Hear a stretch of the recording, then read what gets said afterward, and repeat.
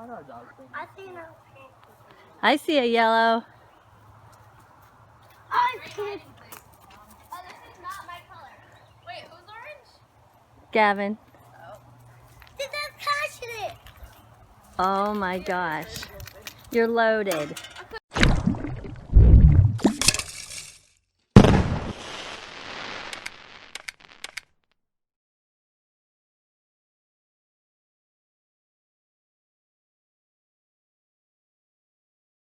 Third-party sellers like us make up about 45% of the Amazon platform. That's a lot. And in the United States, resellers only have to collect sales tax when they meet Nexus. So you're probably thinking, what the heck is Nexus? It's just a fancy way of saying that you have a significant presence, you have a significant inventory within that particular state. For example, if you have a warehouse in a state, then you should be collecting sales tax. If you have employees, if you have large inventory, all of those things would require that you had that you collected sales tax. If you don't have any of those things, then you wouldn't have to collect sales tax. When you signed up on Amazon to be a third-party seller, Amazon was very clear to tell you that they are not responsible for collecting the sales tax for you, that would be your responsibility. You have to collect and remit all sales tax from all your buyers. Amazon does provide a sales tax collection option for professional sellers, but it costs you 2.9% per transaction in order to do that. And then they still say that it's up to you to make sure that you're registered with the state, that you have your sales tax settings correct on your Amazon site, and that you report and file all of your own sales tax. So how do you know if you have Nexus in a state and that you need to be submitting sales tax for that? Well, the first thing you should do, you need to be collecting sales tax for the state that you currently live in. So I live in Florida. If I have a sale on the Amazon platform, if I sold a book to a resident that is also in Florida, then I should be collecting sales tax on that book because we're both in the state of Florida. Any sale that I have in the state of Florida would therefore be getting sales tax collected from me. But I'm FBA and I have a lot of inventory in the Amazon warehouses in lots of different states. And for that situation, I really should be collecting sales tax in the states that I have a lot of inventory. It's still gray, but if you really want to protect yourself, I do believe that should be the end goal, is to first collect sales tax in your state, and then anywhere that you have significant inventory in a warehouse, to start collecting sales tax from them. And then really ultimately, I want to protect myself and collect sales tax anywhere that there's an Amazon warehouse, because my inventory can be moved around from warehouse to warehouse and they don't have to notify me of that. So I feel that the best way to ultimately protect myself is to have it in all the states that has an Amazon warehouse. I'm not there yet, and I've been doing this for a long time. So that just goes to show you that you don't have to panic and think that some IRS police are going to be knocking on your door. But you do want, to be smart and responsible, and you want to be thinking about this. So if today's like day one, you're just starting, you don't need to be so overwhelmed with this. You start collecting sales tax in your state. Then as you're getting more and more inventory collected into those Amazon warehouses, you keep feeding the beast, right? And now you have a stockpile of inventory. Well, now you need to start considering, maybe I'm hitting what could be considered Nexus, and I need to start collecting sales tax. Sales tax doesn't cost you anything.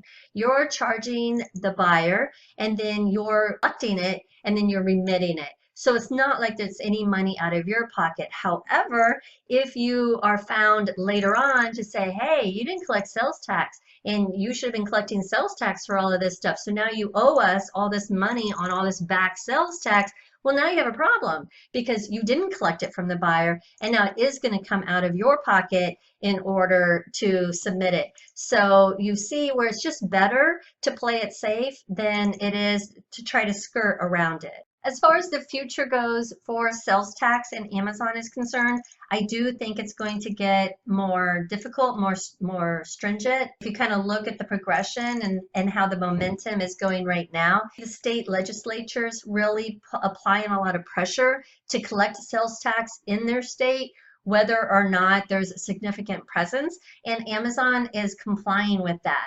So there was an issue with South Carolina. There's been issues with South Dakota. And so I feel like the future of this is that you really need to be compliant and protect yourself, because I do think that these states are sniffing around for some additional money from such a big e-commerce giant. So Amazon is really revolutionizing the way that people shop online. You used to be able to shop online and just kind of avoid the whole sales tax thing. But now, millions of dollars of potential tax revenue online, and no one is willing to turn a blind eye anymore. So there's a lot of pressure to make sure and collect the sales tax for all of the states. What are the steps that you need to take now? All right, so the first thing that you want to do after you've decided that you do in fact have nexus in a particular state is you must register within that state to begin collecting sales tax. And then after your application is filed and it's processed, then the business will receive a sales tax permit. And now you're required to collect sales tax from your customers at the rates determined by that state. An example of this would be, I live in Florida, right? But if I wanted to start collecting sales tax in Indiana, I could just do a quick Google search and just type in Indiana state sales tax, and you're going to be sent to their website, and then you can go ahead and start the process of getting what you need to get to register for that state. Now, the second thing you're going to do is actually collect the sales tax, which is done at the point of sale. So when someone buys something from you, at that moment that they're paying for it, that's when they're going to pay the sales tax, which means you've collected it. So there is a legal requirement that businesses must, separately display the sales tax amount from the amount that the product is to purchase. So that way they can see what is the product and what is the sales tax. Most of you already know that, so that's no big deal. For Amazon sellers, the shopping cart page will automatically do this for you, so you don't even have to worry about it. You're just responsible. What you need to worry about is holding the sales tax revenue that you collect until the established time that you will remit that tax to the taxing authorities. So you must remember that this money is to be held separately from your own money until it's time to submit it to the local government. You do not want to spend this money accidentally or otherwise, because then when it comes due, you're going to be in a lot of trouble because you don't have it. So you want to keep it separate. I keep it in a separate account so that way I don't see it, I don't touch it. It's like it's not even there. Another point, if you haven't done so already, Seller Central provides you tools for setting the tax collection practices for your particular Amazon seller account. So you need to, go ahead and set that up and have the ability to collect tax on all your items, or not to collect tax at all, or to collect tax strictly on certain categories of products. You really can customize it the way that you want to, going under the Amazon Seller Central. Okay, the third thing you want to do is your sales tax returns. Now, the filing schedule for your sales tax revenue from your Amazon business will vary depending on how much your annual revenue from your seller account, what it generated. Typically, the return must be filed annually, especially if it's in your first year for your business. However, you might just want to go ahead and assume that, especially if you're driving huge profit numbers, that local governments are like super anxious to get their money back. And if your business is rapidly growing, don't be surprised if you're required to file sales tax returns on a quarterly or even a monthly basis. So this is when it gets real handy for you to start utilizing an accountant. So my advice to you would be, once you start hitting that 20,000 mark, you need seriously to get an accountant. or to use TaxJar or to do something outside of yourself so that you're not going to be facing any penalties for not submitting or for submitting late.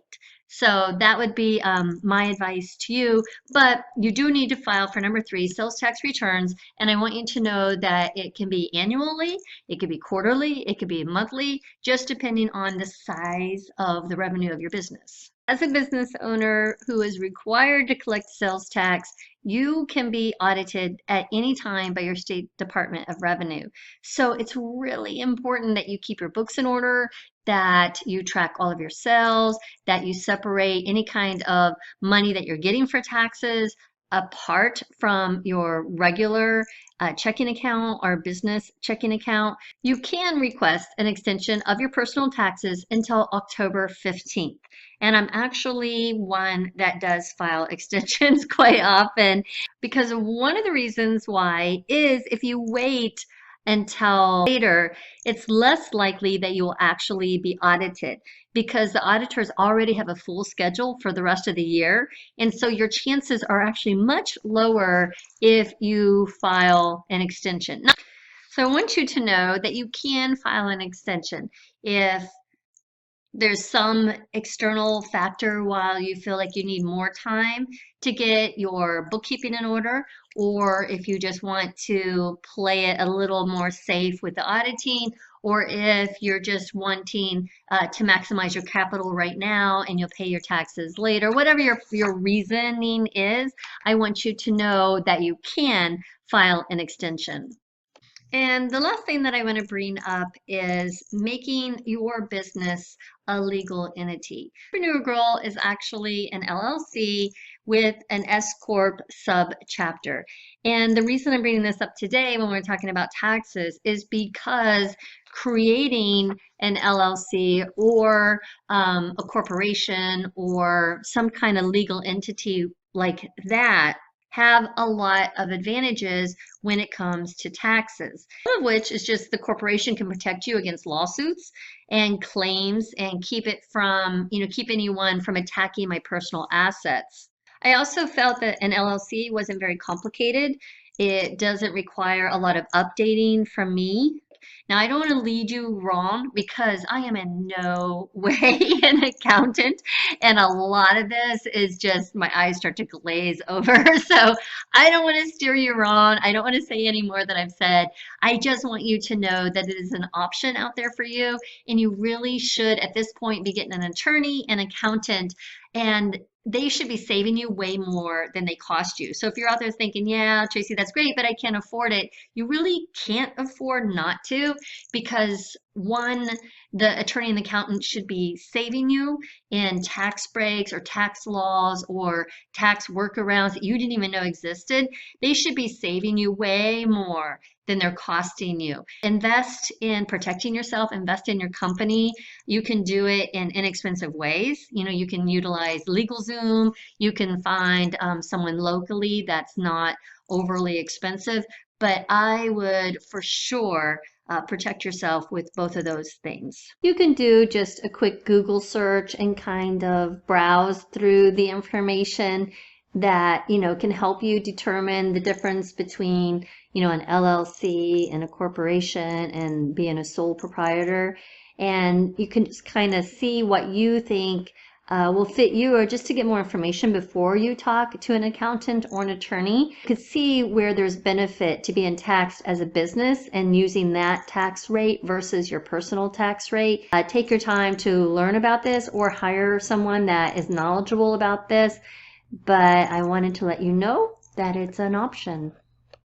I hope today's video was really helpful to you. I hope it taught you a little bit about taxes, made you feel a little bit more secure in your knowledge.